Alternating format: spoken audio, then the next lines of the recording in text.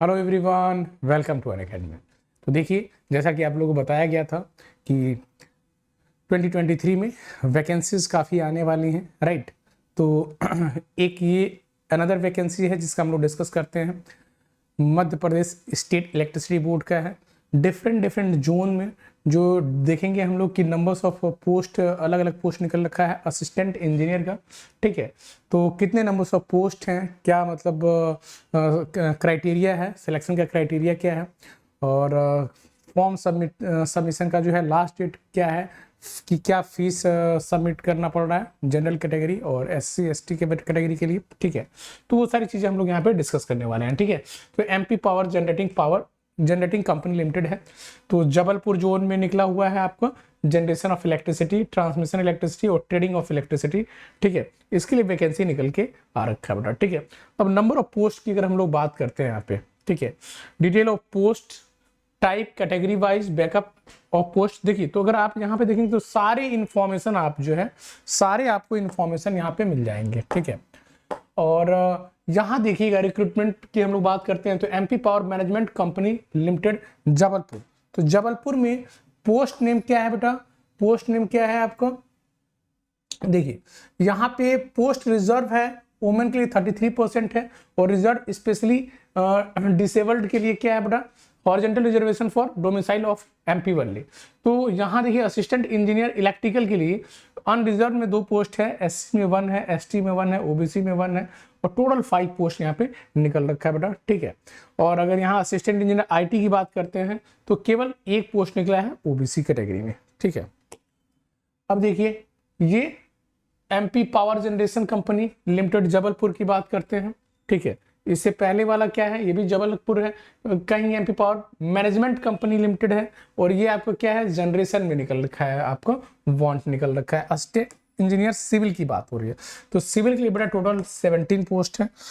ठीक है, अब देखिए MP power transmission company limited. तो ट्रांसमिशन कंपनी लिमिटेड का मतलब इलेक्ट्रिकल वालों का हो गया बेटा, इलेक्ट्रिकल वाले अप्लाई कर सकते हैं। असिस्टेंट इंजीनियर ट्रांसमिशन रेगुलर, इसमें कितना है, टोटल 3 पोस्ट है, अनरिजर्व के लिए 1 है, ST के लिए 1 है, ठीक है, और OBC के लिए 1 है। और सिविल में अगेन यहाँ पे देखिए तो टोटल 12 पोस्ट पे वैकेंसी निकल रखा है। फिर MP मध्य क्षेत्र विद्युत वितरण कंपनी लिमिटेड भोपाल, भोपाल में अगर देखेंगे तो वहां पे डिस्ट्रीब्यूशन, अगेन इलेक्ट्रिकल के लिए आ गया बेटा। डिस्ट्रीब्यूशन में जो है 8 पोस्ट है टोटल, जिसमें अनरिजर्व का 2 है, EWS का 1 है, ST का 2, OBC का 2 और SC का 1 दे रखा है पोस्ट। ठीक है बेटा, चलो असिस्टेंट इंजीनियर IT। तो ITM का अगर हम लोग देखेंगे तो इसका पोस्ट जो है 2 पोस्ट है, और असिस्टेंट इंजीनियर सिविल के कितने पोस्ट है, 5 पोस्ट यहाँ पे मेंशन है। ठीक है, तो डिफरेंट डिफरेंट जोन की बात करते हैं, जैसे भोपाल का हो गया, जबलपुर का हो गया। ठीक है, ये देखिए फिर से जबलपुर का हो गया, MP पूर्व क्षेत्र विद्युत वितरण कंपनी लिमिटेड। इसमें क्या है, इलेक्ट्रिकल में कितना टोटल पोस्ट, 9 पोस्ट है बेटा। ठीक है, सिविल में कितना है, 1 पोस्ट है। ठीक है, तो इन डिफरेंट डिफरेंट जो पोस्ट है इन सब के लिए आप लोग अप्लाई कर सकते हैं। ठीक है, इन सब के लिए आपको जो भी आपका क्या कहते हैं रिटन टेस्ट है, वो एक कंबाइंड रिटन टेस्ट होगा। ठीक है, अब आपके नंबर के अकॉर्डिंग किसी भी जोन में आपका यहाँ पे अलॉटमेंट रहेगा। तो डिस्ट्रीब्यूशन पे देखिए अगेन, तो टोटल पोस्ट कितना निकल के आया है, 10 पोस्ट है, जिसमें अनरिजर्व के लिए 3 है, EWS के लिए 1 है, ST के लिए 1, 2 SC के लिए 1 और OBC के लिए 3। ठीक है, अब हम लोग बात करते हैं। ठीक है, तो ये हो गया कंपनी की डिटेल। तो यहाँ assistant engineer manager technical distribution transmission electrical training. ठीक है, इसके लिए क्या क्वालिफिकेशन है बड़ा, BE BTech होना चाहिए इलेक्ट्रिकल से, इलेक्ट्रिकल एंड इलेक्ट्रॉनिक्स से। तो इलेक्ट्रिकल इलेक्ट्रॉनिक्स वाले ही अप्लाई कर सकते हैं, इलेक्ट्रॉनिक्स कम्युनिकेशन के लिए नहीं है बेटा, इलेक्ट्रिकल के लिए है ओनली। और 65% मिनिमम मार्क्स होना चाहिए, राइट, जनरल कैटेगरी के लिए, और उसके बाद जनरल OBC के लिए, SC ST PWD के लिए, और EWS के लिए 55% होना चाहिए। ठीक है, चलो तो ये देखिए यहाँ पे सिविल के लिए भी सब जगह, सिविल के लिए कहें या असिस्टेंट इंजीनियर IT की अगर बात करते हैं हम लोग, तो क्वालिफिकेशन सेम है, BE BTech होना चाहिए। उधर इलेक्ट्रिकल में था, इधर कंप्यूटर साइंस में हो जाएगा, इधर कंप्यूटर साइंस में हो जाएगा, या IT में हो जाएगा, इधर सिविल में हो जाएगा। फिर क्या है बेटा सिविल वाले केस में कि valid GATE score card in the relevant stream as on last date of submission of application. Valid GATE score card आपका चाहिए। सब में गेट, यानी इसका मतलब ये हो गया कि ये जो वैकेंसी है वो आपका गेट के स्कोर कार्ड के बेसिस पे हो रहा है, ठीक है ना। चलो अब देखो, तो पहले गेट के स्कोर कार्ड के बेसिस पे आपका क्या होगा, यहाँ पे इस कंपनी के लिए शॉर्ट लिस्टिंग होगा, उसके बाद से रिटन टेस्ट भी है फॉलोड बाय इंटरव्यू। देखो एज लिमिट के लिए देख लीजिए, यहाँ पे एज लिमिट कितना है, एज लिमिट बेटा 43 ईयर्स तक एज लिमिट है। Maximum age limit for MP domicile applicant के लिए 43 ईयर्स है, ठीक है। अनरिजर्व में फीमेल के लिए 48 ईयर्स है, राइट। और male female applicants government corporation board autonomous institute employ and home guards, इनके लिए 48 है। Maximum age limit for non MP domicile, अच्छा नॉन एमपी डोमिसाइल के लिए, जो लोग एमपी के नहीं है उनके लिए 43 ईयर्स, तो 43 ईयर्स तो बहुत होता है बेटा, ठीक है। और कुछ यहाँ देखिए 48 ईयर्स दे रखा है। चलिए अब यहाँ तक कहाँ कोई प्रिपरेशन कर रहा है, ठीक है। चलिए अब यहाँ पे आ जाइए, मैक्सिमम एज लिमिट हमने आपको बता दिया, जो भी आपका क्या कहते हैं भोपाल गवर्नमेंट का जो भी नॉर्म्स है उसके अकॉर्डिंग जो है यहाँ पे मेंशन किया गया है। बाकी सारी चीजें आप लोग देख सकते हैं। और एज के लिए आपको प्रूफ देना पड़ेगा, क्या है, date of birth and candidate which is mention on high school, ठीक है। 10th higher secondary marksheet certificate which clearly mention the actual date of birth the candidate shall be consider. Generally यही रहता है कि जो 10th का marksheet होता है उस पर जो आपका डेट ऑफ बर्थ मेंशन होगा उसको कंसिडर किया जाएगा, उसके अकॉर्डिंग ही जो है आपका जो है, यही मतलब क्या रहेगा, मार्कशीट ही आपका डेट ऑफ बर्थ का प्रूफ रहेगा, ठीक है। चलिए ओके, एज रिलैक्सेशन की बात करते हैं। तो एज रिलैक्सेशन जो है आप लोग इसको पढ़ लीजिएगा। जनरली जो एज रिलैक्सेशन मिलता है वही एज रिलैक्सेशन आपको यहाँ पे रहेगा, उसके लिए आपको सर्टिफिकेट मेंशन करना होगा। एज रिलैक्सेशन के लिए क्या होगा बेटा, वही आपका OBC category, SC ST category में आपको मिलेगा, ठीक है, एज रिलैक्सेशन। अब देखिए, तो इसको हम लोग हटाते हैं, कैसे अप्लाई करना है ये देखिए, उसके वेबसाइट पे चले जाइएगा, क्या है portal.mpcz.in, ठीक है, वहां पे सारे डिटेल्स आपको अवेलेबल होंगे, ठीक है।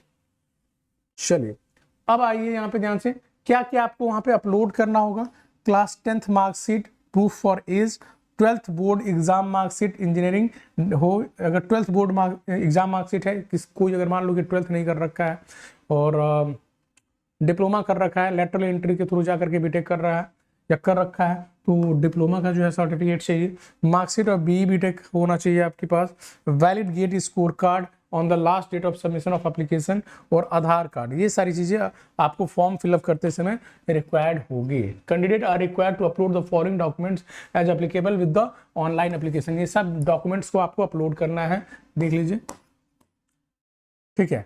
अगर एमपी का डोमिसाइल, अगर आप एमपी के हैं तो एमपी का डोमिसाइल सर्टिफिकेट आपको वहां पे डालना होगा। और कास्ट का है तो कास्ट के लिए भी क्या होगा, एससी एसटी कैटेगरी में आ रहा है तो जो कास्ट का सर्टिफिकेट है, या फिर नॉन क्रिमिलियर में है ओबीसी में, तो वो आपको सबमिट करना होगा फॉर्म फिलअप करते समय ही, ठीक है। अगर जो पीडब्ल्यूडी कैंडिडेट में आते हैं, मतलब फिजिकली डिसेबल्ड में आते हैं, तो उस केस में उनको वो सर्टिफिकेट पुट करना होगा, ठीक है।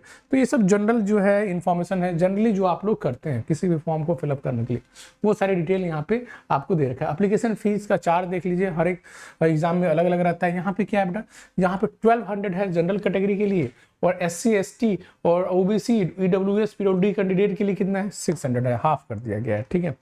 चलो अब आ जाइए नेक्स्ट पे, सिलेक्शन प्रोसेस एंड अपॉइंटमेंट क्या है, ठीक है। Online application to be submitted हो गया, फिर selection shall be done on the basis of merit of valid GATE score card, ठीक है। गेट स्कोर कार्ड के बेसिस पे क्या हो रहा है, आपका मेरिट बनेगा, ठीक है ना बेटा। चलो तो ये इंपॉर्टेंट हो गया कि गेट स्कोर कार्ड यहाँ पे इंपॉर्टेंट रोल प्ले कर रहा है बेटा, ठीक है। द गेट स्कोर ऑफ 2 और मोर कैंडिडेट्स आर सेम, अगर मान लो कि 2 कैंडिडेट का अगर सेम आ गया तो उस केस में क्या होगा, जो ओल्डर, जो जिसका जो है मतलब जो बड़ा होगा, जिसका डेट ऑफ बर्थ बड़ा, मतलब समझ रहे हैं ना, कोई अगर किसी का गेट स्कोर कार्ड जो है, आप किसी का 2 स्टूडेंट्स हैं, 850 आ गया, तो उसमें जिसका एज ज़्यादा होगा, कोई मान लो 23 ईयर ओल्ड है, कोई 21 ईयर ओल्ड है, तो 23 ईयर ओल्ड को प्रियोरिटी दिया जाएगा, ठीक है। इन केस ऑफ अगर सेम डेट बर्थ भी अगर मैच कर गया तो 10th का टेंथ में जो है 10th में जिसका मार्क्स ज़्यादा होगा उसके बेसिस पे जो है फिर क्या होगा, प्रियोरिटी दिया जाएगा, यही है ना। In case of same birth preference will be given to the candidate securing higher marks in the qualifying, अच्छा पहले डिग्री की बात कर रहा है, ठीक है। बीटेक में जिसका ज़्यादा मार्क्स होगा उसके बेसिस पे प्रायोरिटी दिया जाएगा। अगर बीटेक में भी मैच कर गया तो in a situation when the both the above condition are similar for more than one, then preference will be given to the candidate securing higher marks in the class 10th। तो class 10th का कब देखा जाए, जब BTech में भी same हो जाएगा, लेकिन इतना सेम नहीं रहेगा बेटा, ठीक है। गेट स्कोर कार्ड सेम है तो पहले प्रायोरिटी दी जाएगी एज जिसका ज्यादा है, उसके बाद से अगर एज भी मैच कर रहा है तो बीटेक में जिसका परसेंटेज ज्यादा है उसको देखा जाएगा। अगर वो भी अगर मैच कर गया तो फिर क्या आपका देखा जाएगा कि 10th में जिसका ज्यादा नंबर है उसके बेसिस पे प्रायोरिटी दी जाएगी और सिलेक्शन होगा, राइट। चलो, तो ये हो गया डॉक्यूमेंट वेरिफिकेशन के लिए पढ़ लीजिएगा, जो बेसिक चीजें होती हैं वो सारी चीजें हैं। रिजर्वेशन का भी ये देख लीजिए, SC ST और EWS कैटेगरी के लिए जो रिजर्वेशन आपको प्रोवाइड किया जाता है, ठीक है, वो यहाँ पे सब मेंशन है, राइट। तो ये सारी चीजों को डिस्कस करने का कोई मतलब नहीं है। जो मेन पॉइंट हम डिस्कस करते हैं, general condition regarding eligibility. Eligibility के लिए भी क्या है बेटा, आपके पास BTech का डिग्री रहना चाहिए, ठीक है। और अगर आप कैटेगरी में आ रहे हैं तो जो सर्टिफिकेट है वो आपको अपलोड करना है। तो जो बेसिक चीज़ें हैं वो सारी चीज़ें आपको यहाँ पे डालना होगा। उसके बाद से फिर देखिए ट्रेनिंग के लिए दे रखा है, तो training duration of training shall be 1 year का ट्रेनिंग होगा। ये तो सिलेक्शन के बाद की बात है, ठीक है। उसके बाद से एग्रीमेंट आपसे साइन करवाया जाएगा, हर जगह साइन करवाया जाता है, ठीक है, कि एक सर्टेन पीरियड तक आप वहां पे रहें। उससे पहले छोड़ के जाते हैं तो आपको कुछ पेनाल्टी देना होगा, ठीक है। वो पेनाल्टी क्या है देख लीजिए। The candidate shall submit a bond as per prescribe proforma on non judicial stamp paper 500 stamp paper पे साइन करवाया जाएगा आपसे, valid for a period of 3 years के लिए पीरियड वैलिड होगा। अमाउंट कितना होगा, 2 लाख रुपए। The same shall be recovered in the case of candidate resign during the bond। अगर मान लीजिए रिजाइन करते हैं 3 साल से पहले तो 2 लाख रुपया सबमिट करना होगा, ठीक है। और सैलरी इसकी क्या है बेटा, ये देख लिया जाए। सैलरी क्या है देख लीजिए।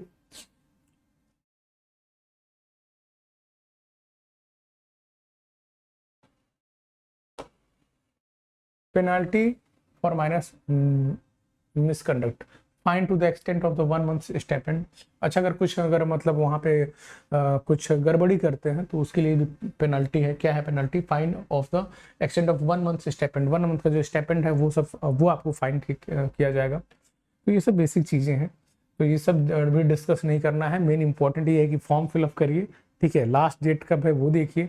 फॉर्म फिलअप करते समय कौन कौन सा जो है आपका क्या कहते हैं डॉक्यूमेंट्स रिक्वायर्ड है वो जमा करिए।